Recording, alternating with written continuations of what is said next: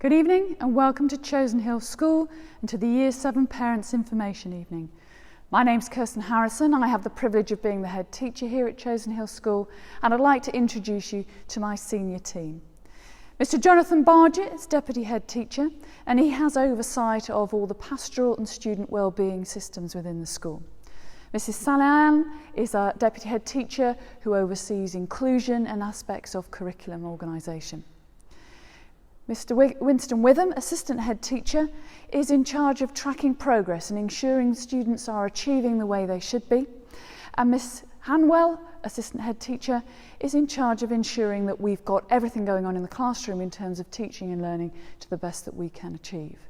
Can I also introduce Mrs. Karen Kadira, who is Director of Sixth Form and Assistant Head Teacher, who has responsibility for overseeing the Sixth Form students, and the Sixth Form students work with the Year 7s. And finally, if I can introduce Mrs. Debbie Wardlaw, who is our business manager and who has responsibility for all things like site, buses, finance, and the things that basically keep the school moving on a day-to-day basis.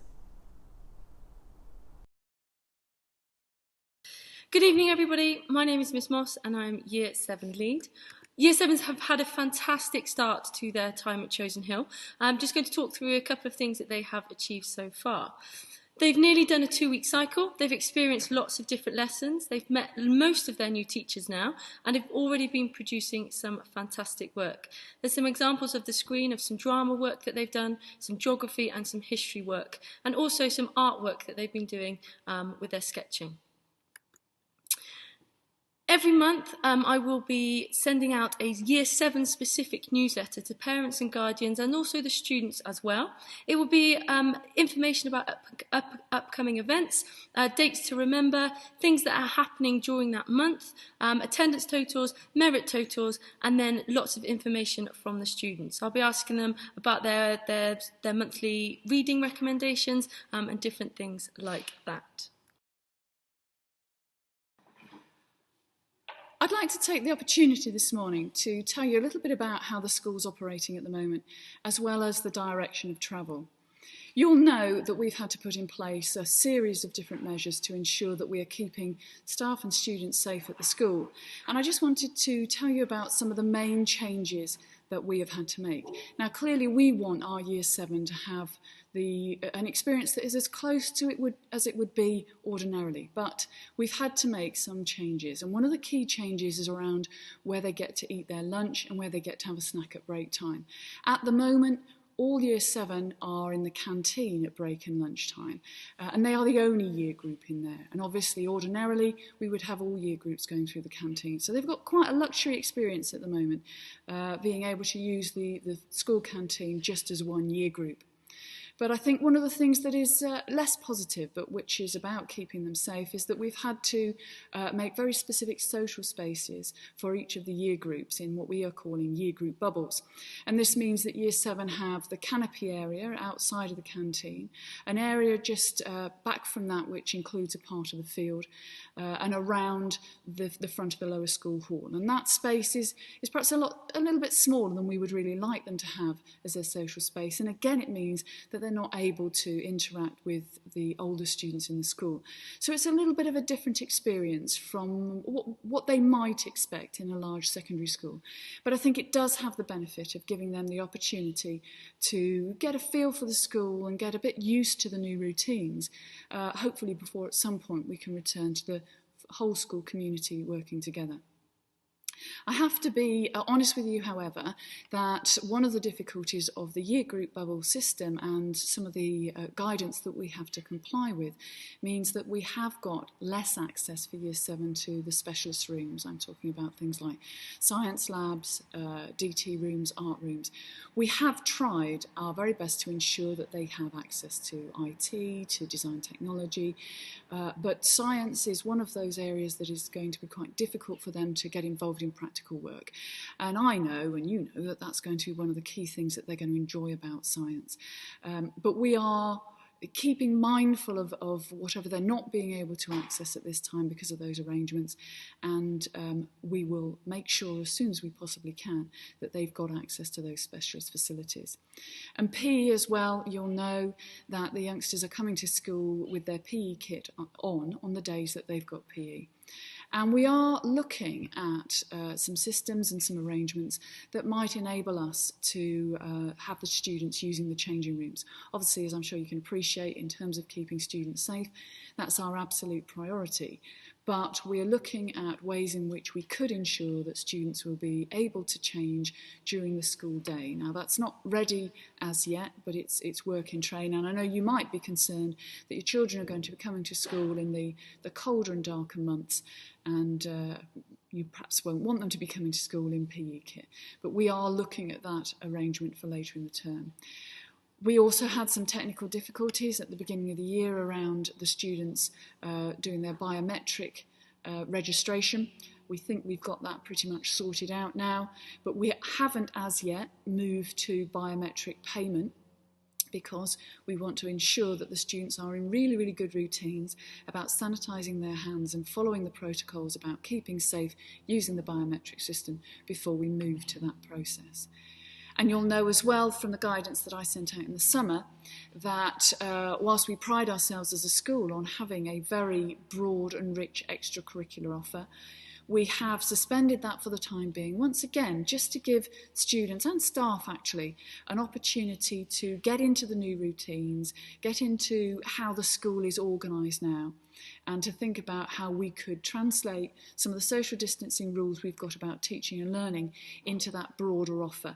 And we do hope that a little bit later in this term, but at the very least the other side of October half term, we'll be able to make some extracurricular offer broader than we have at the present time. But I'd like to talk to you now about the organisation of the school for your year group.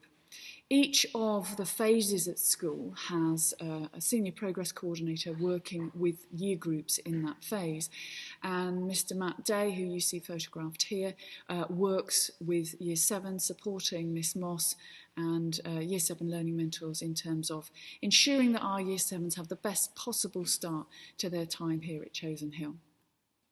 And when I talk about phases, I'm talking here about the foundation phase. And as you can see from this diagram, we are focused right the way through the curriculum on developing those fundamental skills around literacy, numeracy, information technology.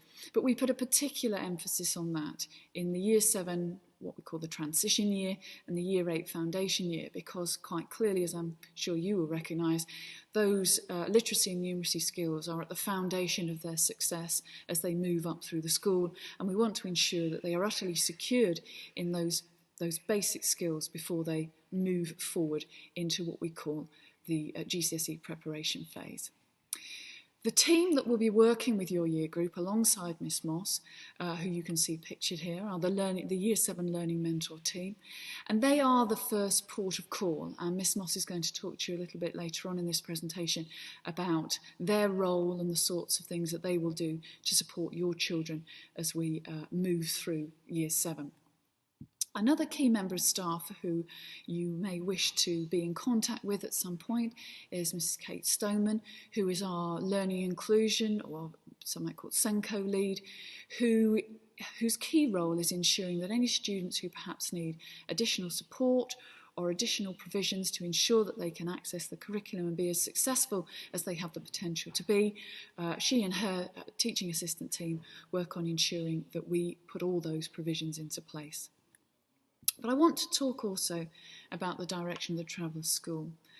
And it's very easy, I think, given that we have been through such a very, very difficult and unusual time with the period of school closure and the ongoing concerns that we have about the COVID-19 pandemic, that we might lose sight of that bigger picture. And I didn't want to waste the opportunity this evening to just remind you, hopefully from what you may have seen at the open evening and through the prospectus, of some of our key principles and some of the key areas of working. It's absolutely fundamental that all of our children experience success in all of its different kinds and forms. And that is academic, of course, where our key motivation is to ensure that young people have that academic success. But success is much broader than that. And the challenge for us this year is ensuring that we can create the avenues and the opportunities for Year 7 to have all of those other kinds of success, be it the arts, the music, creative subjects, alongside the academic, the sporting, and all of those kind of community and leadership opportunities that are so strong at the school and which form that kind of fundamental ethos that we talk about as the Chosen Hill spirit. And later on in this presentation, my colleagues from the senior team are going to be talking to you about some of these key areas that you can see here on the slide, talking about growth mindset and metacognition and what that is and what that looks like in the school, talking about the steps we've been taking to promote a reading culture, again, picking up on that really important thread around literacy, and looking at how students can work independently and become more resilient and more responsible in their learning, both inside and outside of school. But also the key thing that underpins all of that, unless a child is happy, unless a child feels secure and well supported, they aren't going to be in the right place in terms of their mindset to access their education and to enjoy learning and to enjoy the opportunities that the school offers. So Jonathan Bargett is going to talk to you a little bit later on in this presentation about the student support services and what your child will have available to them should they need some additional support in that area. When Year 7 joined us for their first day at Chosen Hill School, I stood up in assembly and I spoke to the students about their metacognitive skills and how important it is to have a growth mindset. I talked to the students about why mindset matters so much, and I talked to them about how at Chosen Hill we really value a growth mindset and how this involves embracing challenge, persevering in our studies, really showcasing effort in our lessons and in extracurricular activities, working well with teachers to take on board feedback and to improve our learning, and to work together as a team here at Chosen Hill School so that we find inspiration in the people around us and we act as role models to each other. I asked the students in that assembly if any of them knew what growth mindset was, and lots of hands shot up. They spoke to me about what they'd already learnt at primary school. Many were able to talk about how having a growth mindset is about being open-minded and understanding that you can make progress in any subject, in any discipline, whether it's inside a classroom in science or whether it's playing on the rugby field. They talked to me about how they already understood that they needed to listen to feedback, and that was really important to how they could improve. This is something as teachers that we will be working with Year 7 on over the next few weeks in their preparations in the classroom. We'll talk to them about how learning is really tricky.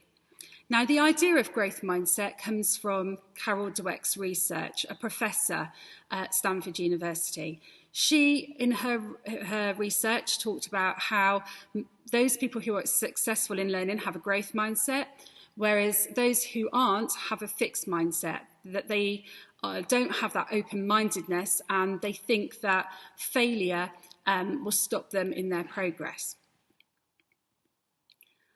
I talked to them in their assembly also about something called metacognition, about how we want to develop them in the classroom to become good independent learners. That means teaching them in all of our subject areas planning skills and teaching them how they can monitor their own learning. And we talked about how this would help them become confident and so that they can manage their learning independently. Many of the students told me in assembly that they understood that we make failures in our route to success.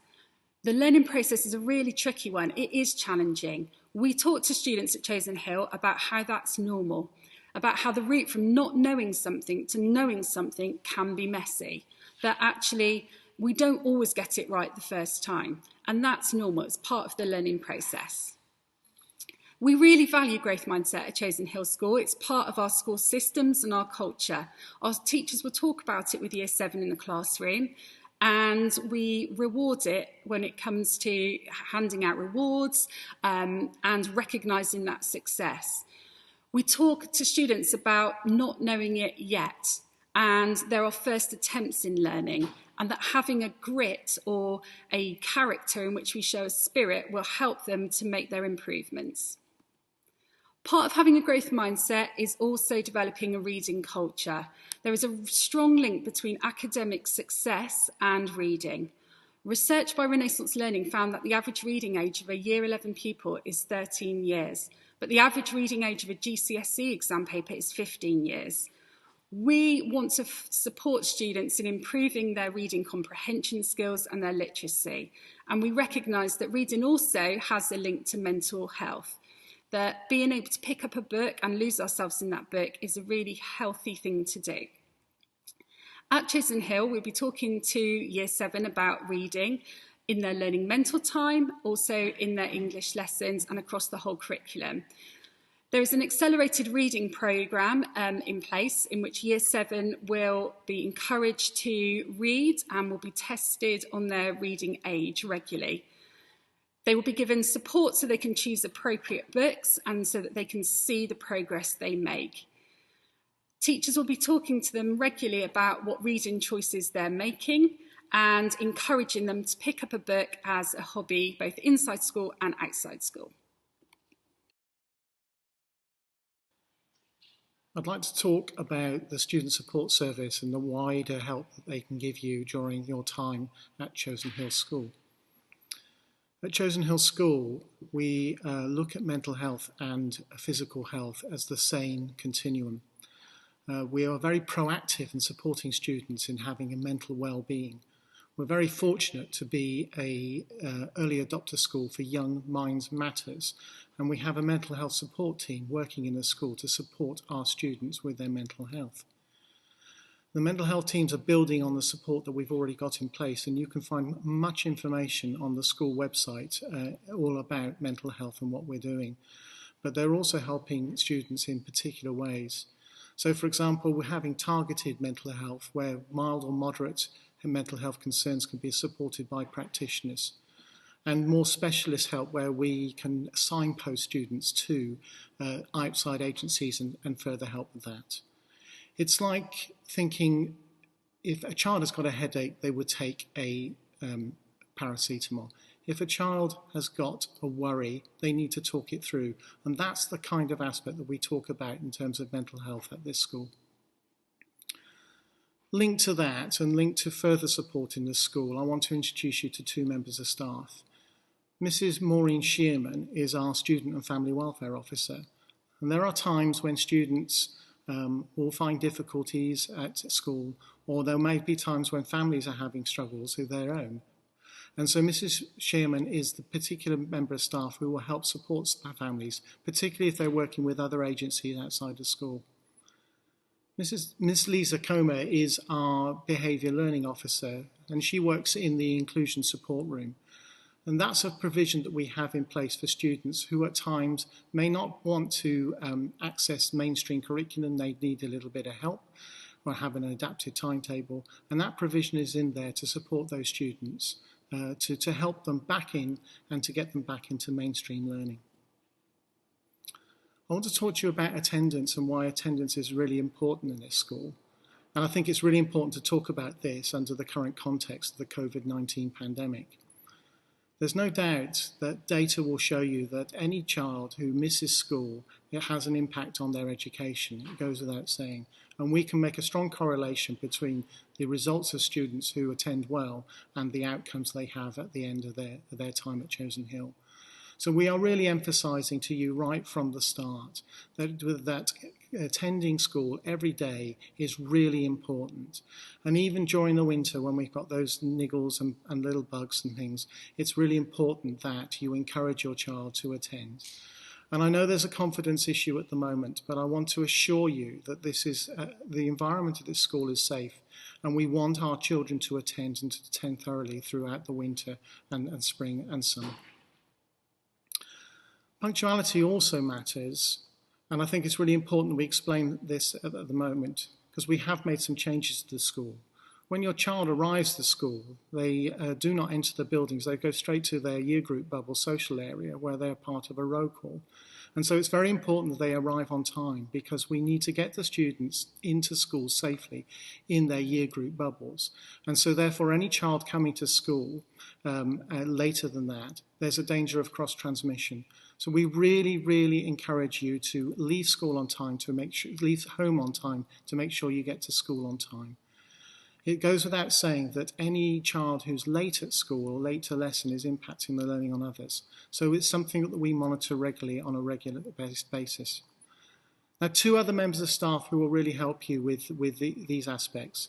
Mrs. Ross Chance is our attendance officer, and she's a key person, and she's the person who really has understood and got her head around all the new requirements of COVID-19. And there may be times when you need to call her for support and advice, and she will be able to provide you with that information.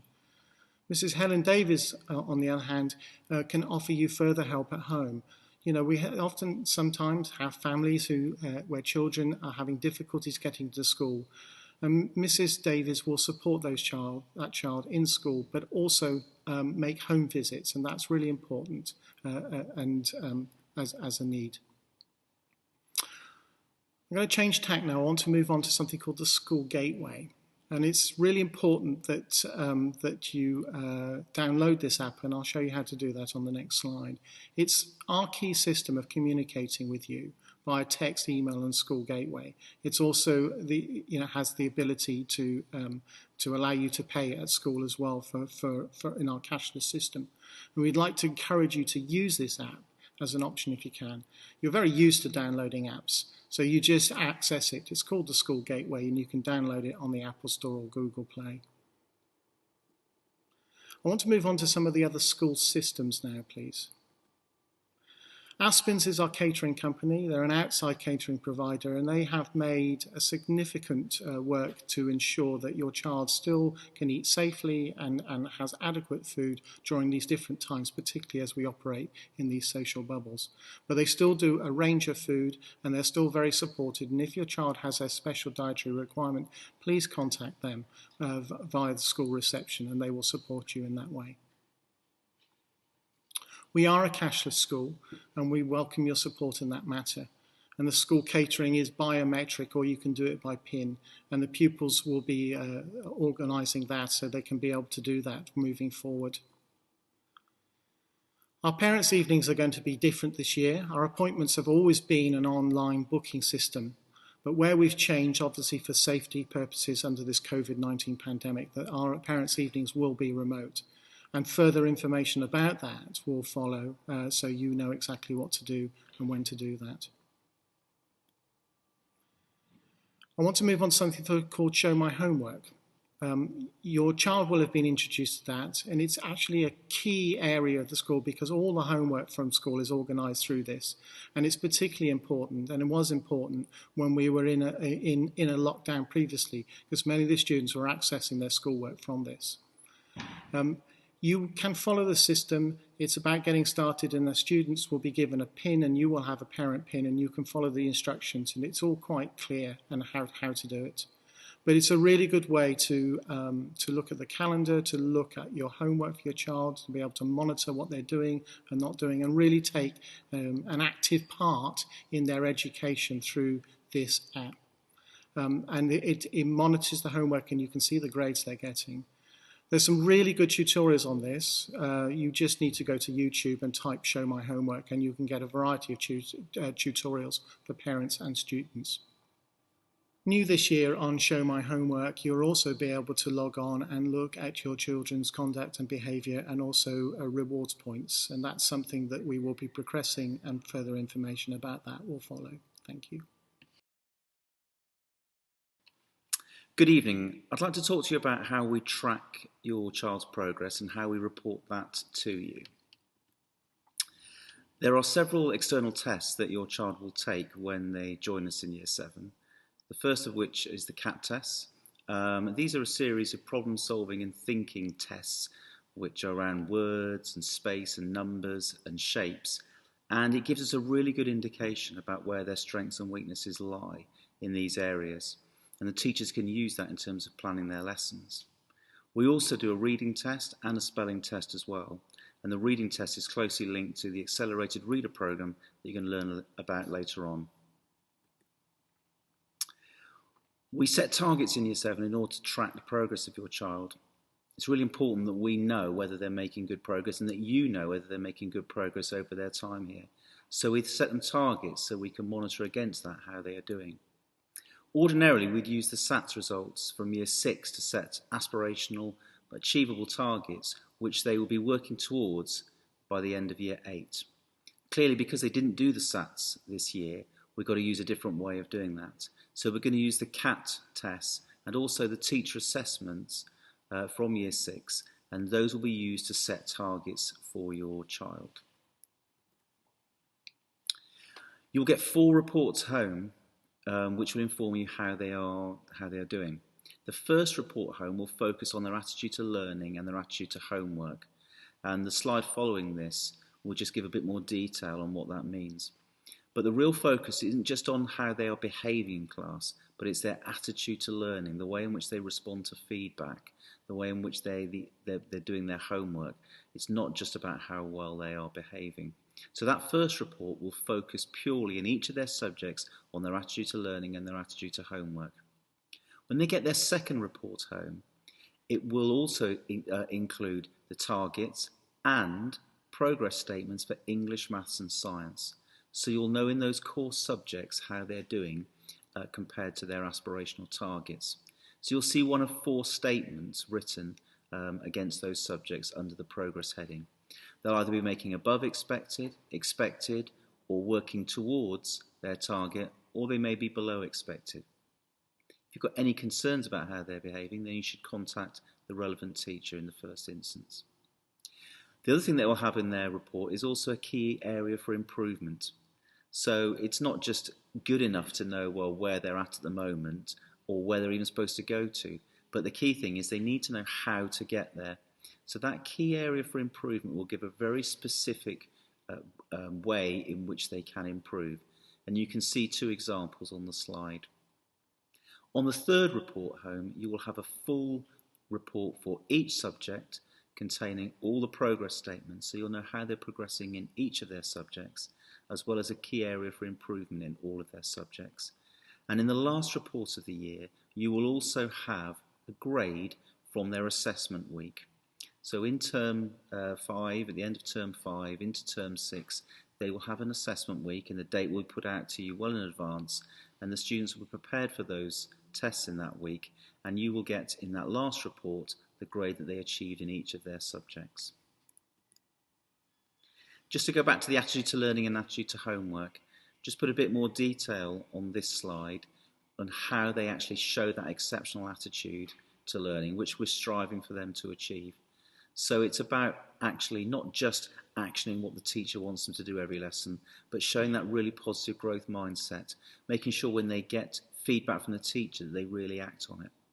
And what Mr. Day and myself do is an assembly for all those students that are showing that really good attitude to learning. It's called a Go Green assembly, and we write home to you as well to let you know if they've been invited.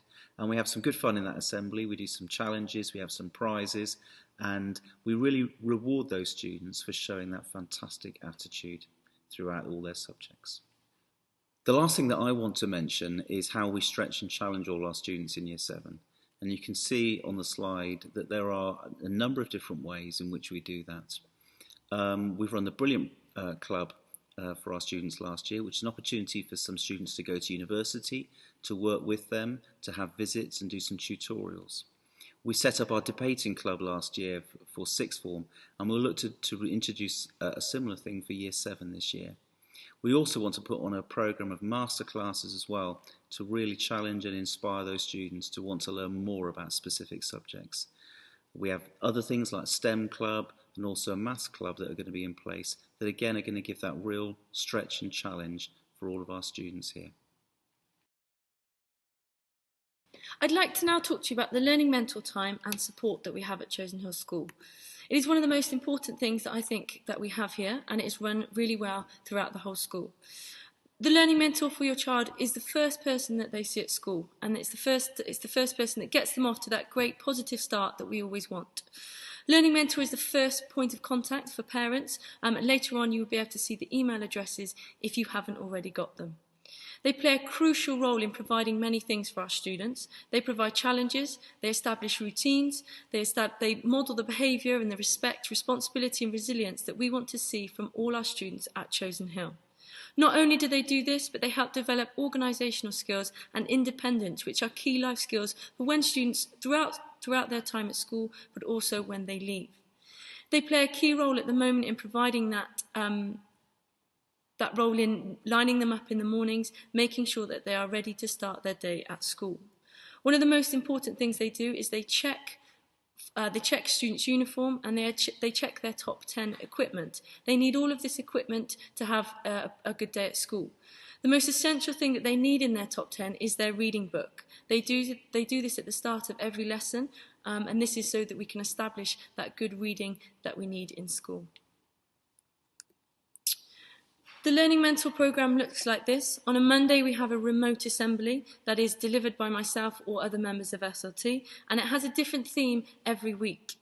On a Tuesday, Wednesday and Thursday, we have accelerated reading, and on Friday, we do number ninjas. Usually this looks slightly different, but because of COVID, we've decided to engage in more accelerated reading. Getting involved in extracurricular activities, I think, is really important. At the moment, extracurricular clubs are currently suspended, but when they are safe to do so, there are many opportunities for our students to get involved in different things. Lots of sports clubs, lots of drama clubs, music club, book clubs, and many, many more. We do encourage our students to try and get involved in at least 2 extracurricular activities, if not more.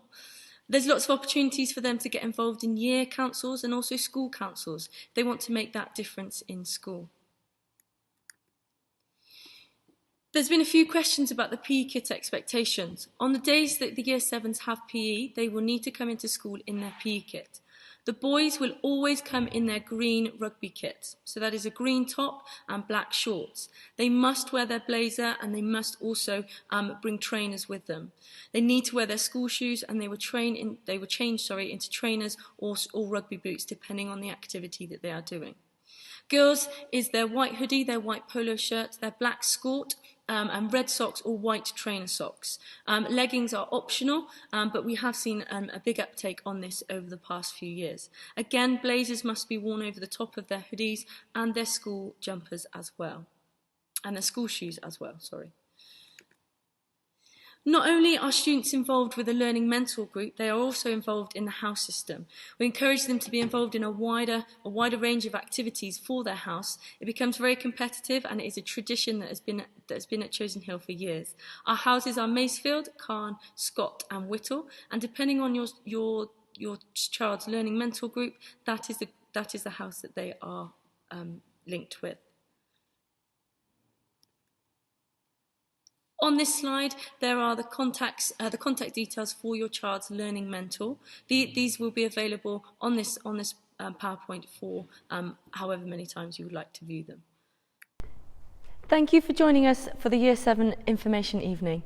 I'm going to leave you with a couple of photos and some videos that have been taken of the Year 7s over the past few days.